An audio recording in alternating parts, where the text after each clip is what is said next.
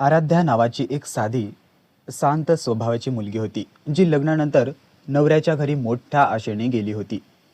पण त्या घरात तिच्यासाठी प्रेमापेक्षा काम आणि तिरस्कार जास्त होता.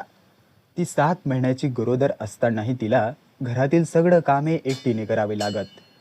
सासू तिच्यावर सतत ओरडत असे आणि नवरा तिच्या वेदनाकडे दुर्लक्ष करत असे.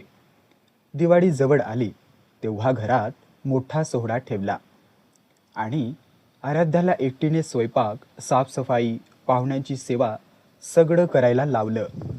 दिवसभर उभी राहून तिचं शरीर थकून गेलं होतं, पण तिने कुणालाही काही सांगितलं नाही, कारण तिला वाटत होतं की कदाचित तिचं सहनशीलपण एक दिवस सगळ्यांना समजेल. संध्याकाळी जेव्हा सगळे पाहुणे आले तेव्हा घरात दिव्यांची रोषणाई होती. हसणं, गप्पा सुरू होत्या. पण आराध्या मात्र स्वयंपाकघरात एकटीच होती. शेवटी तिला थोडा वेळ बसावंसं वाटलं आणि ती हळूच बसली.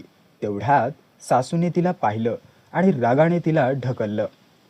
आता बसायची वेळ आहे का, असं म्हणत तिला पुन्हा कामाला लावलं. आराध्याच्या डोळ्यात अश्रू आले होते, पण ती शांत राहिली. तिचा नवरा सुद्धा तिची बाजू काहीच बोलत नव्हता. फक्त ड्रामा बंद कर, पाहुणे बसले आहेत, एवढंच म्हणाला. रात्री उशिरा सगळे झोपले तेव्हा आराध्या खूप थकली होती. तिच्या पोटात वेदना सुरू झाल्या, पण तिने तेही सहन केलं. पुढच्या दिवशी सकाळी तिची तब्येत खूप बिघडली आणि तिला रुग्णालयात नेलं. डॉक्टरांनी सांगितलं की जास्त काम आणि ताणामुळे तिची अवस्था गंभीर झाली आहे. ते ऐकून नवरा आणि सासू दोघेही आदरले. त्यांना त्याच्या चुकीची जाणीव झाली. नवऱ्याने आराध्याचा हात धरून माफी मागितली आणि सासूनेही तिच्यावर प्रेमाने हात ठेवत आम्ही चुकलो असं मान्य केलं.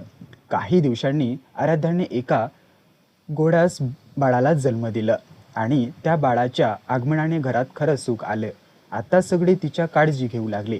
तिच्या चेहऱ्यावर पुन्हा हसू परतलं. तिने भूतकाळा विसरून नव्या आयुष्याची सुरुवात केली.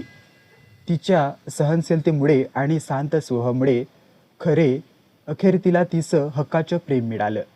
ही कथा आपल्याला शिकवते की कोणावरही अन्याय करू नये आणि वेळ आल्यावर माणसाला आपल्या चुका नक्की समजतात.